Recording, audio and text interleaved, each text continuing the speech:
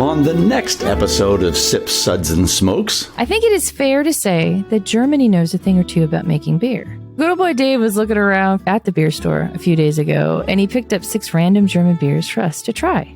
Astra Urtyp, a 4.9 Pilsner from the Carlsberg Group in Hamburg. The Benediktiner Hell, a 5% Helles Lager from the Clusterbrau Ettal in Ettal, Germany. The Einbecker Brauherren, a 4.9% Pilsner, Einbecker Brewery in Einbeck.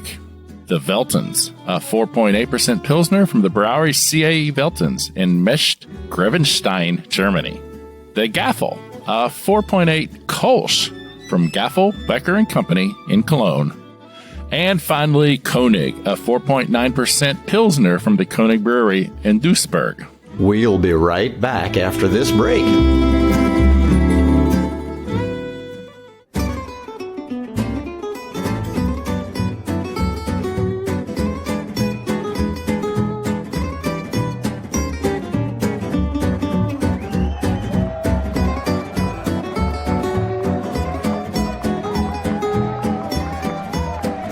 Brought to you almost live from the Dude in the Basement Studios. Why? Because that's where the good stuff is. It's Sips, Suds, and Smokes with your smoking host, the good old boys.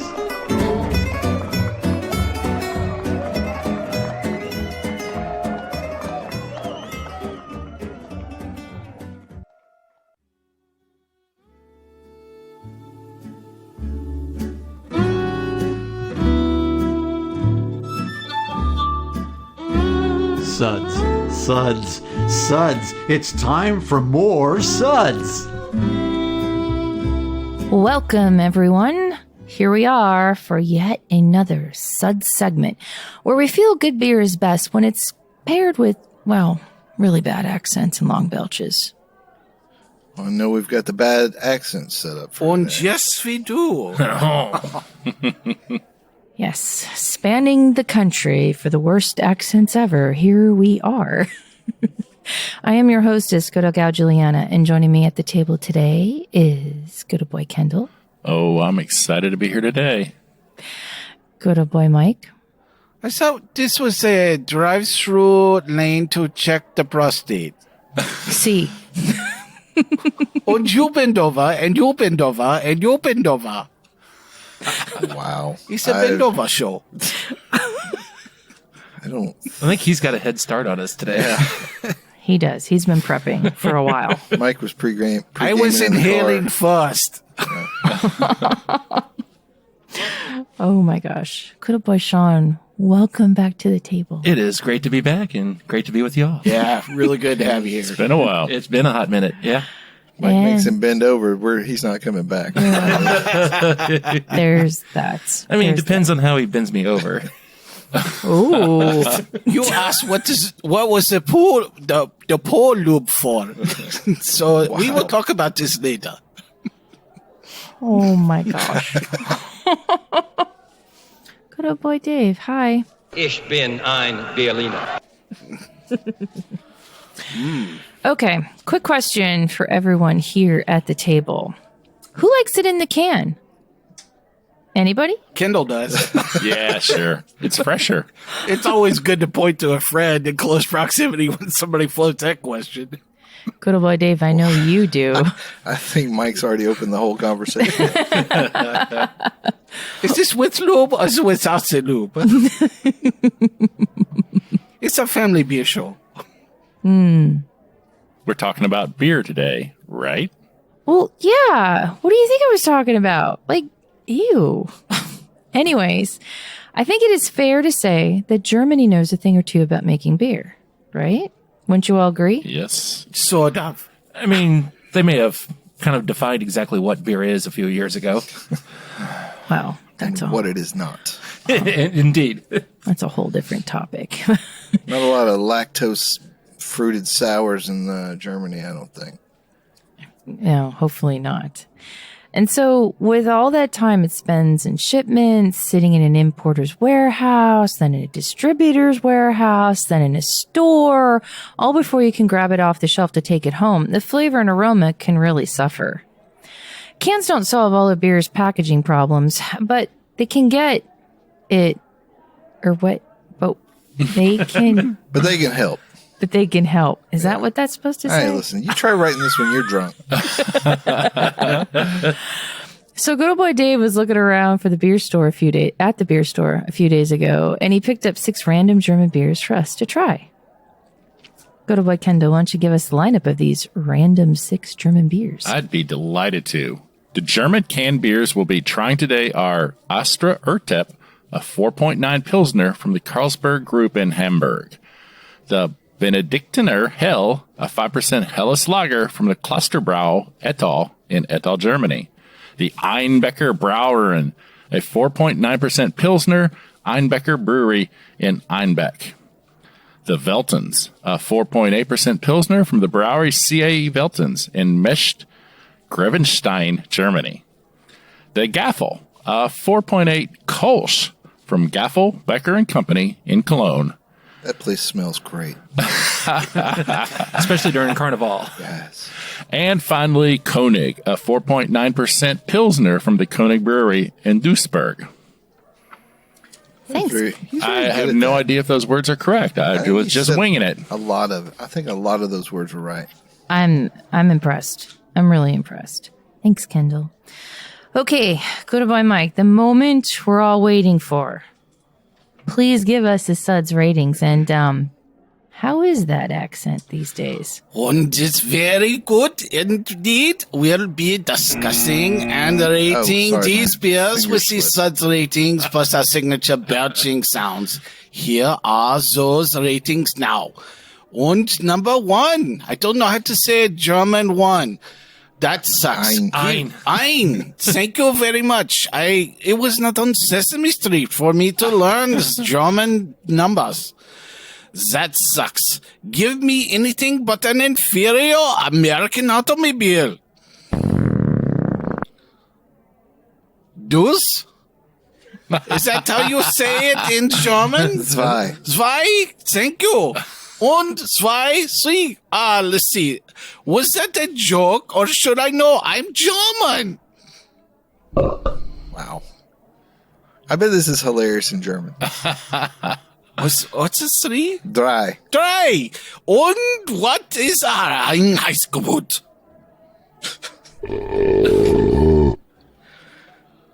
What's it they say for? Unintelligible in all Unintelligible. languages. Fear. Fear. The body should not make this sound after you eat the bratwurst. Sven? Fünf. Fünf. Fünf. Listen to the hang timer. Give me another Jaeger bomb.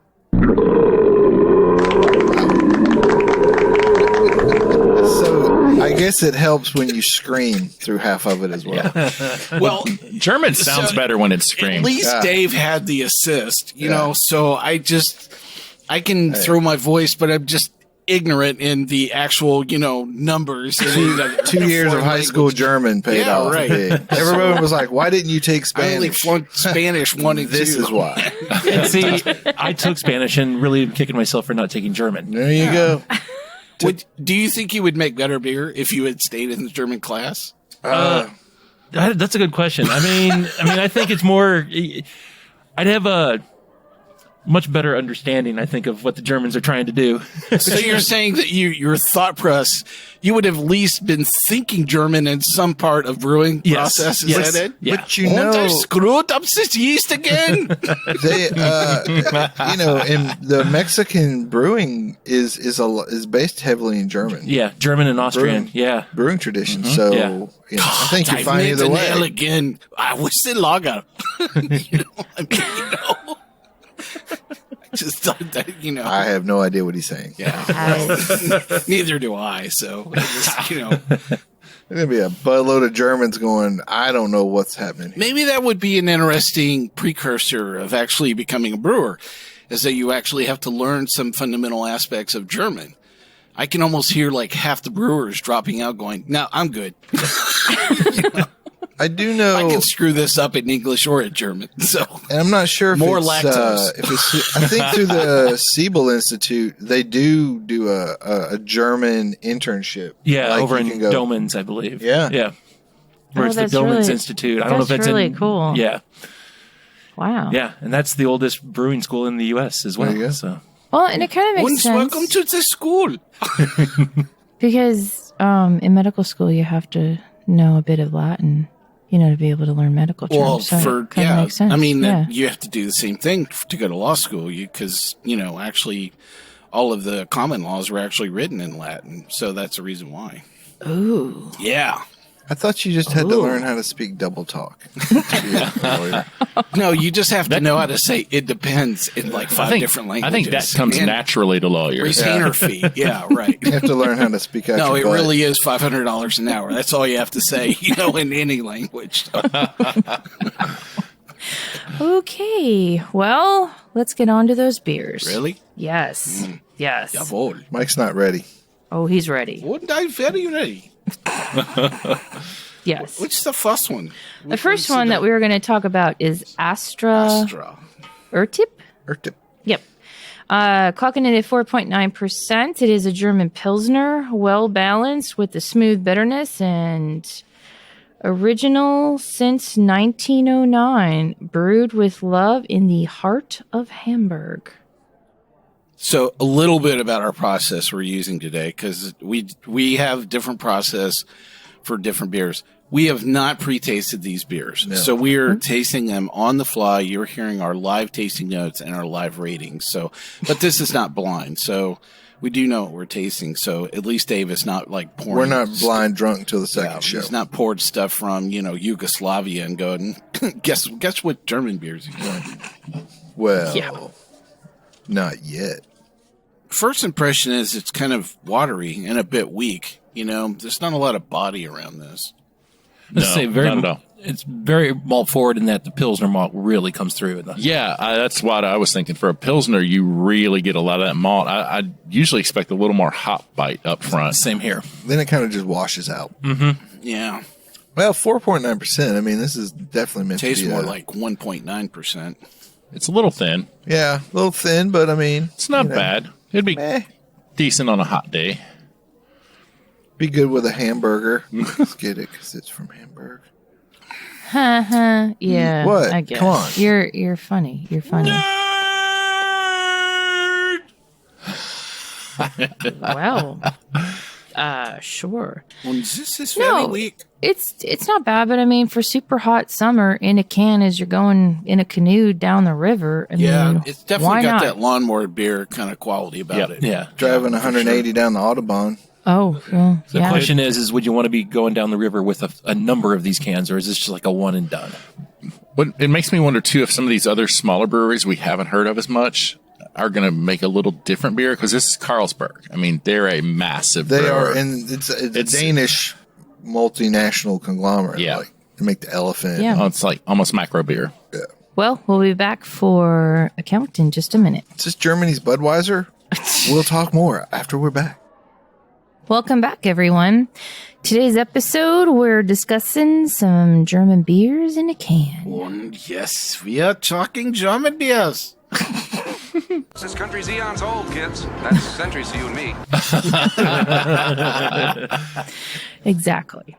So the first beer that we were discussing was from Hamburg, and it was the Astra Urtyp, the 4.9% Pilsner. We are rating that beer a 3. And Kind of generous. yeah. And now we're going to move to a Bitburger Group beer, the Benediktiner Hell. Apparently, this brewed in Abbey, right? Or something. Some kind of thing. Some kind of thing. Yeah, it's a cluster brower. It's either a cluster or a cloister. So, Well, we're about to find out. Cluster Brauerei from Ettal, Germany. Typical Bavarian style lager that's golden yellow in color with a pleasant malty sweetness balanced by a little bit of dryness. Definitely malt forward. now this one's got some stuff in it. This has a lot more body. I love it. But I am more of a Helles guy than a Pilsner guy. You give me a good Helles, I mean, I've always said if there's only one beer I could drink, it would probably be a Hella style beer.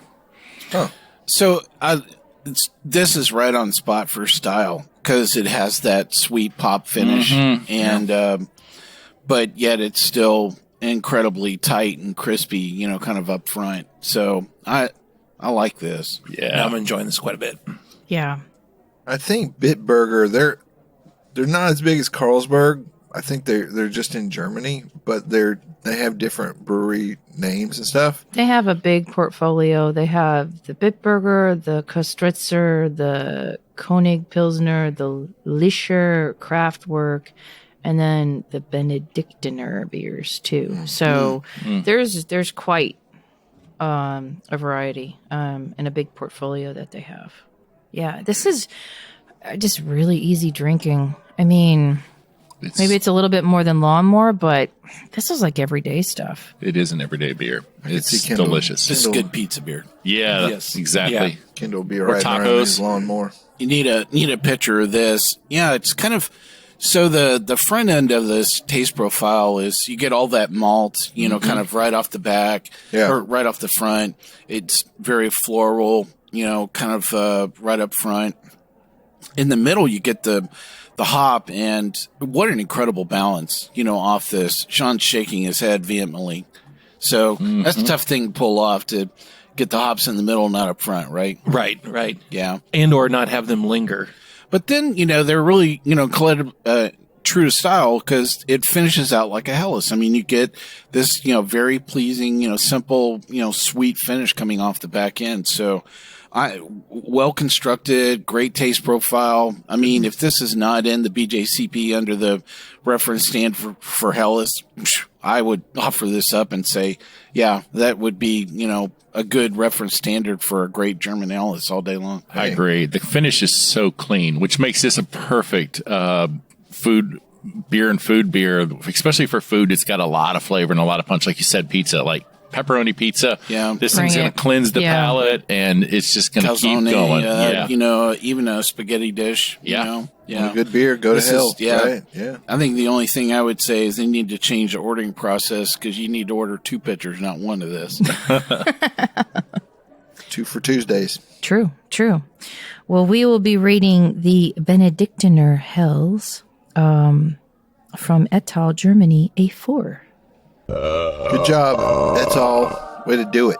Way to make it happen. Moving on, we're going to go to the Einbecker. This is a 4.9% Pilsner from Einbeck, Germany, for those of you just... Einbeck. Yeah. Did we open up the second can? Olsen, Einbeck, very nice. The Never mind. characteristic bitter taste, unique and perfectly matured. The perfect composition of the best hops and selected fine malts bring a classic bitter character to the Einbecker. That's pretty good, man. Yeah, this is really refreshing. There's that bitterness I was looking for on the first Pilsner. Yeah, you've got that. The Pilsner malt is definitely coming through, but there's a nice hop balance to it that really just... Man, I got Einbecker. For those playing along at home, Dave has just cracked open a can of the Einbecker and has made a complete mess. I Did it hit the believe wall? Kendall sabotaged me. I saw him grab it and shake it, and I didn't think he'd... I only shook it a few times. I only brought the can that you should shake. That beer just blitzkrieged me right in my lap.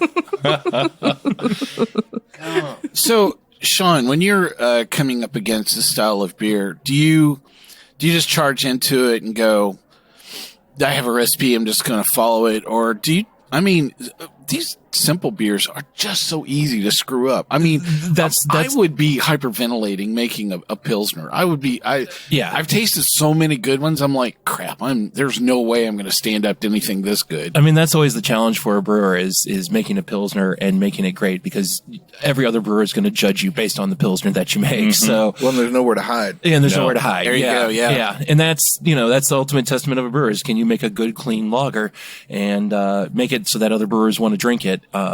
It's a challenge, and it's one of those, for me, I do a lot of research. Like when I came up with my Italian Pils recipe, big deep dive into what literature I could get my hands on, which there isn't much. Find out which breweries are doing it, and then just, hope for the best once you write that recipe. I didn't even really know that Italian Pilsner was a thing. So, yes and no. It's basically like a North German style Pils that is dry hopped. And then there's some arguments that the Germans are dry hopping as well. But there is some, if I remember correctly, it's been a little while since I wrote the recipe. There is a little bit of caramel malt in there as well, which gives it some extra body and character. Peroni? Isn't that the... No, actually, Peroni, that's just it. Most people think, it's Italian style Pils, must be like a Peroni. It's not. It's Birra Barifico, I think, is the originator of the style. So it's a small craft brewery in Italy that came up with it, and the guy really likes North German style Pils, and but he decided to add his own little twist on it. And the big signature for that is you can do whatever you want with the dry hop, but spalt hops are generally the preferred hops for dry hopping on Italian style Pils. It's a wonderful style. In fact, I just enjoyed a can of it a week or so ago that I got from good old boy Mike. He brought up an Italian Pils from Ology in Florida. Oh, I saw that one. June and I made some a pasta dish, and I enjoyed it with that. It was spectacular. Yeah, if you definitely want to drift back into our catalog and listen to the Ology show out of Tallahassee, I mean, they are really making some great beers. That was a great flight, great product roundup, and that was one of the. I don't believe that beer was on that show. It was not. No, and it wasn't. it really caught my attention, and I'm glad you mentioned it because it would have stood up well even with the flight of Pilsners we have today. I don't know if it would have held up well against this Einbecker because I think this is a great classic, Pils. This is very crushable. What was this, 4.9? 4.9, yeah. I mean, it's definitely in that same category of, I don't want one pitcher, I want two of these. And it's just very approachable. The balance of the Pilsner in this and what few hops, if anything, are in this. I mean, it's... Yep. I don't need a pitcher, really, but just keep bringing me 1 liter Steins. Yeah. Yeah, right. Please. The only thing you need to know is my cup is almost empty. It's fantastic. There's more near you. Well, and it's, that's the cool thing. It's like it doesn't have to be some complex, long list of ingredients, man. I mean, if you can just do it right with 3 or 4 things. Yeah. I mean, water, malted barley, and hops. There you go. And then yeast, as they later discovered. Yeah. Right. Thank you, Louis Pasteur. Yeah, there you go. Exactly. But if you're doing it well, you're getting a nice amount of flavor. And, with a 4.9, I mean, we've had some beers that are 4.9 and 4.8, and you're just like, where is the beer? Where's the beer? Yeah. It's just water. But, I mean, this proves that you can get really nice flavor with lower ABV. So who's going to brew the first lactose Pilsner? That's what I want to know. I'm sure it's already happened. Shut your mouth. Somebody in Alabama's done that already. A milk Pilsner. Oh, keep that one away from me. Welcome, y'all. Come on up here. We got the lactose Pilsner today. Milkshake Pilsner. Yeah. Oh, God. Roll Tide. Here's another one. Oh, gosh. Okay. Well, Sean, are you laughing because that's just a little too close to the truth? Is that it? No. I mean, I'm already thinking, it's one of those, New York, Brooklyn breweries that's already done the lactose lager. maybe. Oh, wow. Maybe. Yeah. I mean, not throwing, Brooklyn breweries under the bus, but, there's some crazy stuff coming out of Brooklyn. There's some crazy stuff. Yeah. I mean, as to be expected. True. Well, the Einbecker Brauherren Pilsner, we are rating a 4. I think it sucks. Oh, I'm sorry. It did. Well, it did spill on my lap. Oh, okay.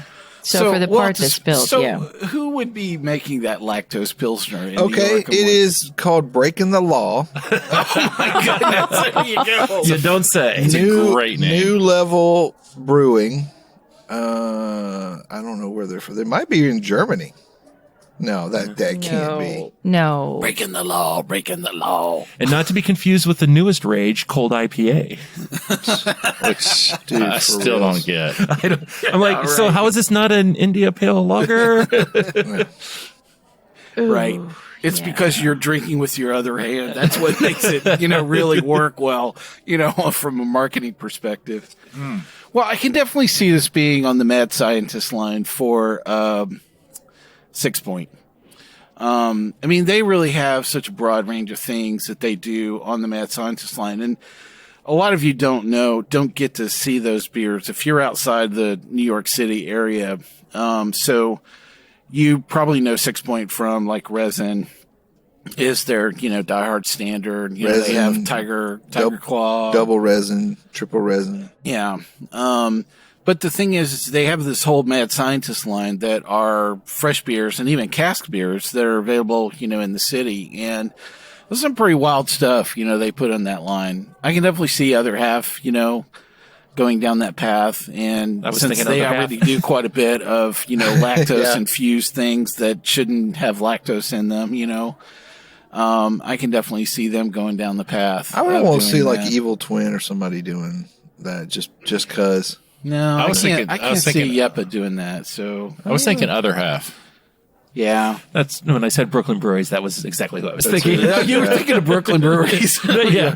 Brooklyn, you're thinking of other half. Breweries and Brooklyn or Brooklyn breweries. You're not the Brooklyn brewery. Okay, no. let's see. I think Garrett's got a little too much respect for me. I don't. Has he even touched any lactose in that entire line? I don't think so. That's a good question. Brooklyn, they might wait till he goes on vacation. I can't see Single Cut doing it. Yeah. That new level, they're in Calgary, Ontario, Canada. Yeah. That explains everything. Friggin' Canadians. There you go. Yeah. Okay.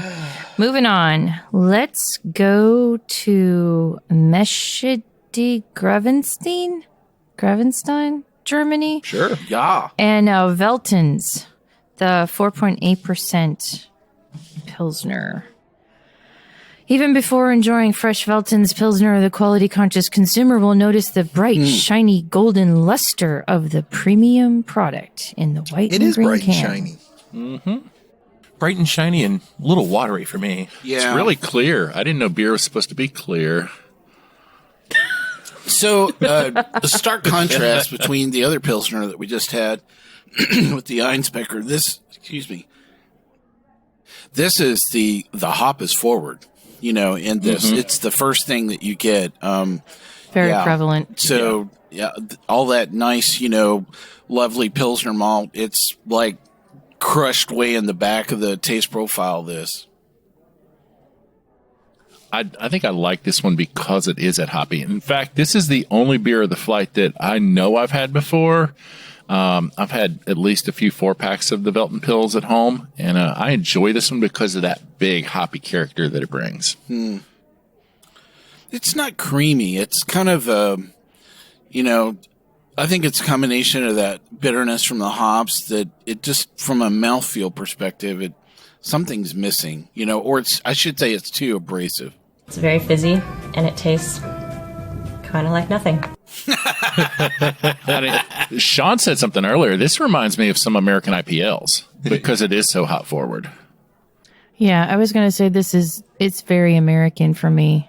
Than the other Pilsners that we've had, which I guess for some people is a good thing. If you don't like a traditional Pilsner, then this is the way to go. I would be dumping this if I had made this and I was aiming for a Pilsner because I would have missed the mark for myself. I would have been disappointed in myself. I would have called it a hoppy Pilsner. Yeah, there you go. I would have changed what I was aiming for. I just call it something else. Yeah. Oh, yeah, I totally meant that. This is an American Pilsner. There you go. That's the American part in there. It's almost like, I wonder what it's like in Germany or if they have a different one they sell because this almost feels like it was made for the American market. Like, this is the one they sell at the hotels. And I think I just heard the brewer's head explode when I said that. Yeah. What did you say? It's not American Pilsner.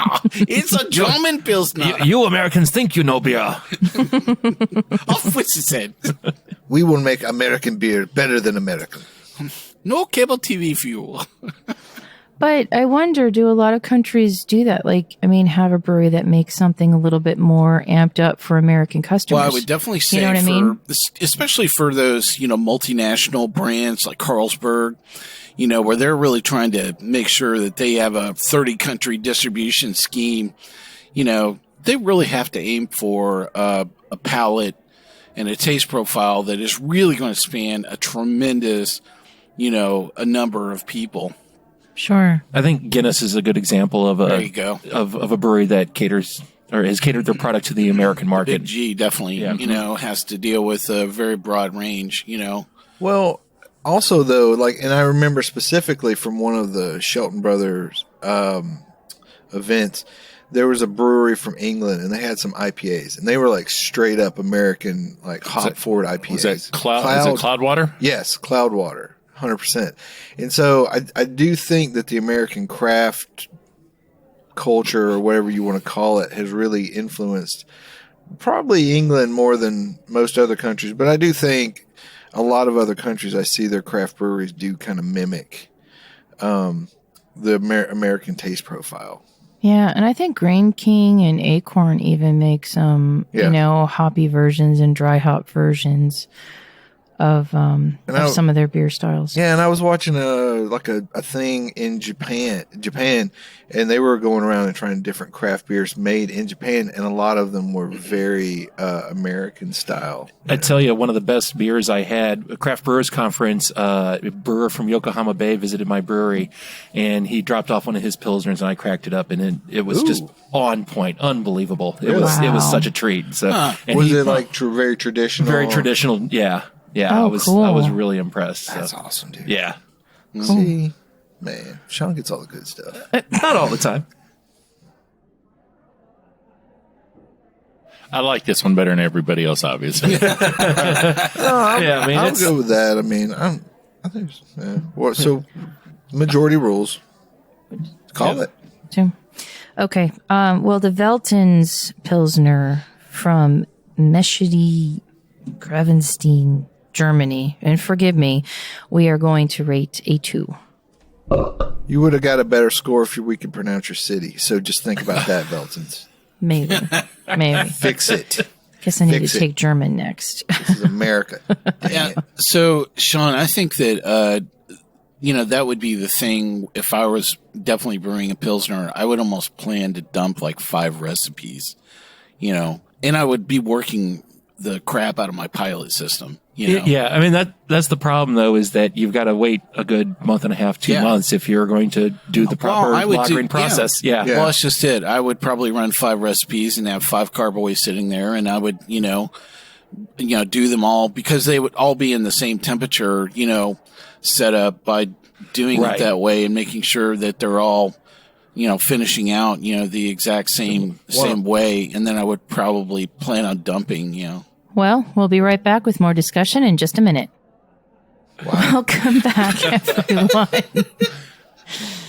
The things you miss when we're at commercial. It's horizontal beechwood. It's horizontal. Right? Well, I think that's vertical. So I think while we were away, Kendall identified what all these beers are missing. There's no beechwood. No beechwood aging. Yeah, that's the problem. You can't make a lager if you don't age it. Well, when we were having, I thought it was a really good discussion because, we were, a lot of the lagering setups we've seen, move between fermentation tanks that are horizontal or vertical. And the vast majority of breweries work with vertical, very tall silos. At least American craft brewers. Yeah. And yet, ale producers, and yet some of the best lager, beers that we know, at least that are made locally, are with, horizontal tanks. Actually, they're dairy tanks that have been repurposed, for the most part. Short and squat kind of thing. Mm-hmm. Yeah.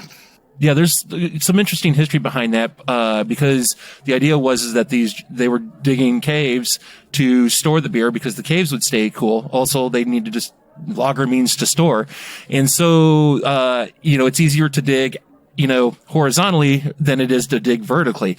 And so that's where a lot of these lager tanks were more horizontal than they were vertical. Wow. And then you'll also look at the fact that over time that yeast is going to self-select, because of the conditions that it's in.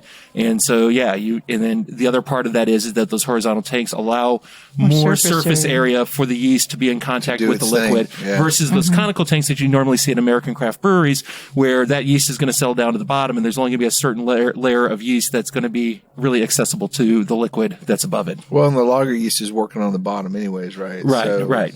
You want it to be more spread out. Well, my Cliff Clavin, score just went up by, another 20 points because I can even distance myself even yet another half foot with people with that completely useless fact. Thank you, Sean. I appreciate Mike was running out of useless trivia to start throwing around. I think the question I would throw with Timmy were here, because I know that he has horizontal lager tanks where he did, where he was. But I would think that it would be a bigger pain in the butt to clean those out.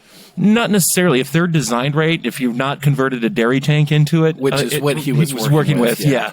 No. I mean, if they're designed from the get-go, you just put multiple spray balls through over the course of the top of the tank. And as long as those spray balls cover all the surface area, it's just a matter of making sure you're pumping through a little bit of incline. And the incline, where it all runs, at least to one corner. Well, and then also, if some of the people in your brewery have like 8-year-old children, you can push them down into the tank and have them scrub it out. Tim's former employer definitely had that advantage as well. So, hey kids, who wants to play in the beer cave today? Okay, get down in there. Don't forget to go fetch. Don't forget to lock out, tag out. Put on your special spacesuits. Wait, where's Mark? Where's Timmy? Where all our children are missing? 6 weeks later, we're down in the lager tank. Yeah. Don't lick the hop trub. I mean, you can if you want to, but you're going to learn an important lesson. What's the matter, the boys? Did the ball? If you get stuck in a beer tank, you can drink yourself out. I saw that on Strange Brew. Rick Moranis proved that beyond doubt. I am up to the challenge. No hosers. Wow. Well, for those of you just tuning in, today is a German beer in the can episode. What were you thinking? And we've been talking about some different. Told you I like it in the can. We've been talking about some German-style beers from Germany that are in cans. The next one that we are going to discuss is a Kölsch, something a little different than what we've had in the previous segments. This is from Gaffel. It's clocking in at 4.8%. The classic Gaffel Kölsch is particularly fresh. It's a specialty beer from Cologne, brewed according to the time-honored family recipe and the German purity law of 1516 with water, malt, hops, and hops extract. The delicately bitter, pleasant, slightly hopsy taste, oh, that's interesting, is characteristic for this traditional product and clearly distinguishes their Kölsch from other Kölsch brands. I would definitely say it's hop forward. It's definitely hop forward for a Kölsch. You usually expect a little more of that malt character all the way through. Right. I think that's why I like this one. It's more than most. Yeah, it starts off down that path, but I think, to me, really great Kölsches have a pop of some citrus, usually lemon off of it, and it has to be a crisp, dry finish. And that would be emblematic of that. I know that this has been lagered and it's finished out dry. Those are two things that are missing here. It's very soft. Yeah. And it doesn't have that crisp pop you get. So I love the choice of the malt and the yeast that they've used here. I just I'm not a fan of how this finished out. What's like a go-to Kölsch? Like I'm trying to think of Riesdorf. Okay. What's one that I Little would have Kings. had? Wow, Little Kings. Really? I mean, that's my go-to German. I'm trying to remember if there's any others that are easy to makes get. A Kölsch. I haven't seen that in a while. There's not a lot of American Kölsches. I mean, here in Nashville, the Chaser Pale from Blackstone is a Kölsch. Yeah. That's pretty traditional. Yeah, I'm just trying to think of like comparison points. I know it's hard because a lot of the German ones you get here are not fresh, so it's really hard to get an idea of what a really good Kölsch is. And I've had so many people say, if you drink Kölsch in Cologne, completely different experience. Yeah, and I could see why. Well, that's why I'm hoping that these being in the can, it helps a little bit. I mean, it's not gonna, if there's been improper storage and time is always against you. Yeah, I think beers like this, If I had to probably pick, I think what is really put this particular beer at peril is time and an interchange of temperature, probably a good 10 times. It tastes like half the beer probably that it was when it came off, the line. It just, it's very diminished. Yeah. And it's just not all there, that's, I'm not particularly a fan of this. And in terms of the style, it's not that the beer sucks. It's just you handed me a Kölsch and I'm drinking something that it's not quite a Kölsch. It's like a mini Pilsner. Yeah, it's like a Little King's. Well, but then isn't this the beer style that can be aled or lagered? So I guess that depends too. Right. You know what I mean? It's a hybrid. Yeah. Yes. Schlafly always made a decent Kölsch, Yes, didn't they? did. Yes. Yeah, That's true. I remember when they were still making beer. So. Well, there's another brewery there in St. Louis that makes a whole fleet of German-style beers. Urban Chestnut. Mm-hmm. Yeah, Yes. that's it. They make a really good Kölsch. Yes. All their German beer, their lagers are just exceptional. Yeah. And then I remember there was a German Kölsch in a red can I used to get. I think it was like Restorff or something like I think that. that's it. Yeah. Okay. But that's really, I mean, you don't see a lot of them out there. Anyways. Very disappointing. People should make more. We're rating. Yeah, here. there's some hand that fighting. dead air was everybody There's putting some their hand fingers fighting up. going on here, folks. Yeah, so the Gaffel Kölsch from Cologne, Germany, we're going to rate a 2. Dry. Yeah. Dry. Sorry, it's Dry. fine. Not dry. And for what it's worth, according to the date code on the bottom of this, it's supposed to be good until October of 2021. Negative. No Maybe- way. Maybe in some countries. Wow. Not America. Yeah. Just, yeah. No, I look again. I don't think it was a bad beer. It tasted okay to me, and I would drink it. But I'm trying to fix in my mind a really good Kölsch that I've had, and it's been so long that I can't create a comparison point. I can see the glass that my friend brought back from Cologne from Carnival, but yeah, I can't remember the name of that specific one. And she brought back that beer as well, and it was really tasty. Actually, it was Allison that brought it back. Oh, yeah. cool. Yeah. Cool. Yeah. So that was it was really tasty, and it was a very nice treat. And especially to get it served out of the glass, they've got a nice tall, skinny glass that it is traditionally served out of. The Stange. Is that what it's called? Yep. Yeah, we have a couple of Stange. Kölsch glasses. Well, we I think, too. I mean, and I think Would that make it a Stange brew? That's funny. So I loved a little bit of our pre-production conversation that, we have a little bit of time to bleed in here. So Kendall floated. He was like, Mike, what pole lube were you talking about? wow. So, yeah, I'm like, just because it's a can show, Mike, I don't. So, Yeah, I was listening to the Winter Beer Show from that just hit, and a little bit about Philadelphia in there. So, I guess you just had to know the context. So that after the Eagles won the Super Bowl, they lubed up all of the light poles so that people would not go up on the light poles. And still there were idiots, that managed to, funnel away. Is that some beaming pride coming off you, Julianna? Going, that's my state, man. That's us. That's us. Hey, we're just Right all there about on preparation. the front page, Yep. idiots, swinging from the fences. Little lube never stopped them, right? Yeah. So I love how It's Sean, always sunny. but I love how Sean got in the conversation. He was like, "No, that's nothing, man. Let me tell you about this venue." Yeah, so there used to be a place called 328 Performance Hall in Nashville. Unfortunately, it's no longer there. It has It's now a been great place for shows.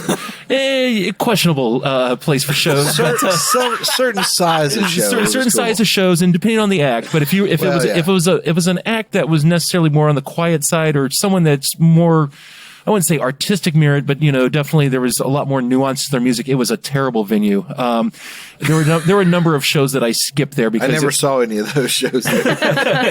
But I had a live sound class when I was attending university, working on my music industry degree, and we were told never grab the pipes that are going across the ceiling because they're all covered in Vaseline, to keep people at punk rock shows from grabbing a hold of them and swinging from those pipes. So swinging into the pit. So the part of this whole story that I've had a little more time to think about it, I'm like, how did that conversation come up? We're like, right. It's like, So last night we had some people that, were swinging from the polls. So here's what I want you to do this week. I got like a 5-gallon bucket of Vaseline, and I want you to go up and lube down all of these pipes. Or the insurance adjuster saw the show last night, and he encouraged us to put Vaseline on the pipes to keep people off of it. I don't know if that would improve your standing with the insurance company. It almost makes it, Yeah.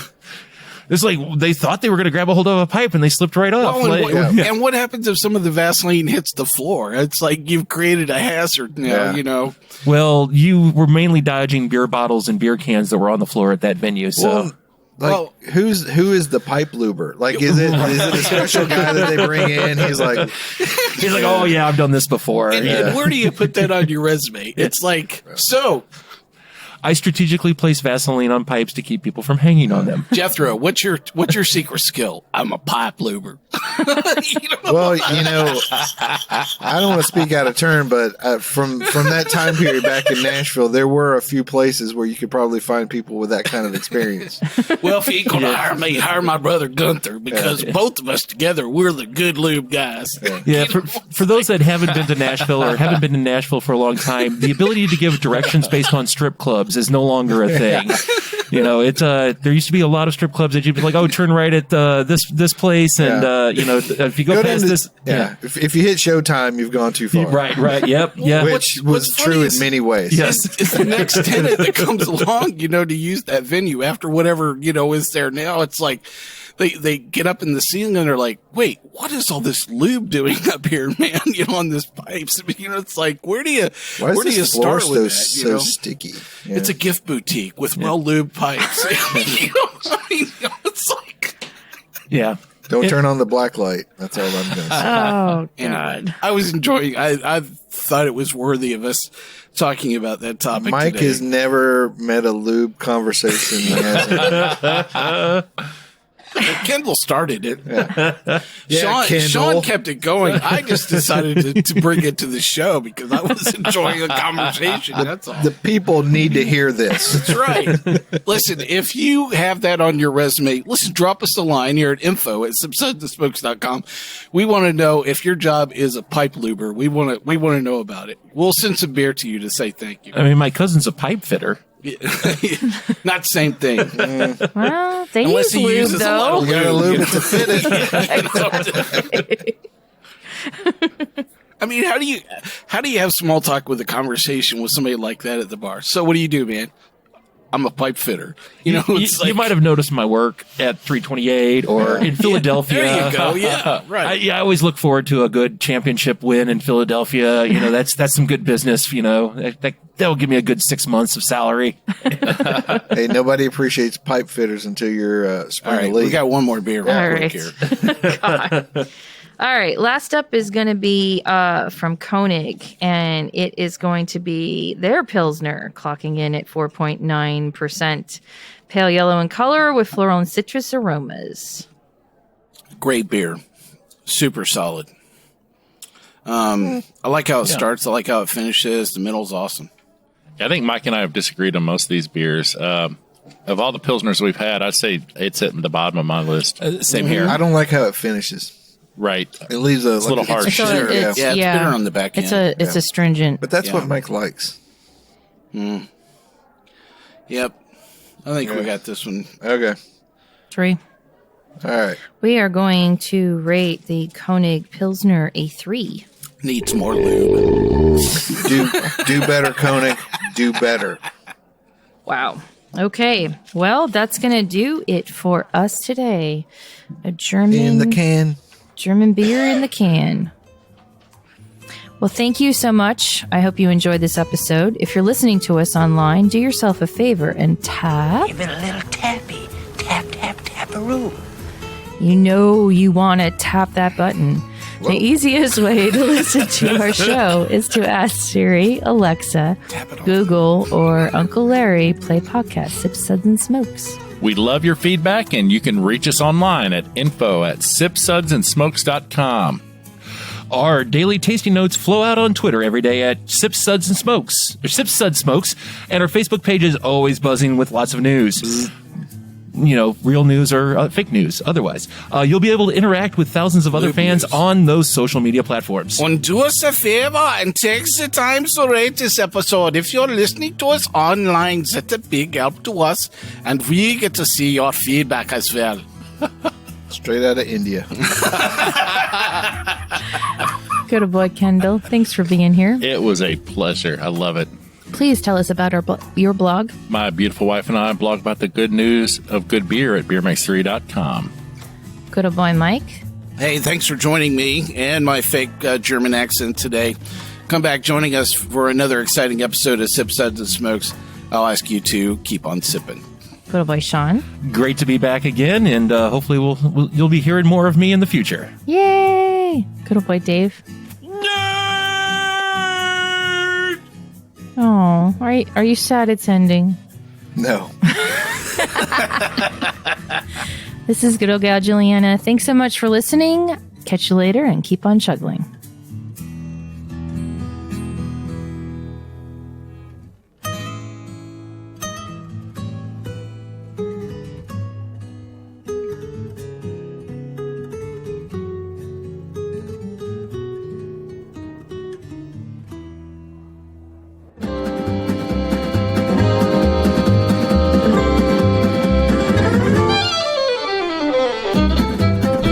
This has been a one-tan-hand production of Sip, Suds, and Smokes, a program devoted to the appreciation of some of the finer slices of life. From the Dude in the Basement Studios, your hosts, the Good Old Boys, will see y'all next time.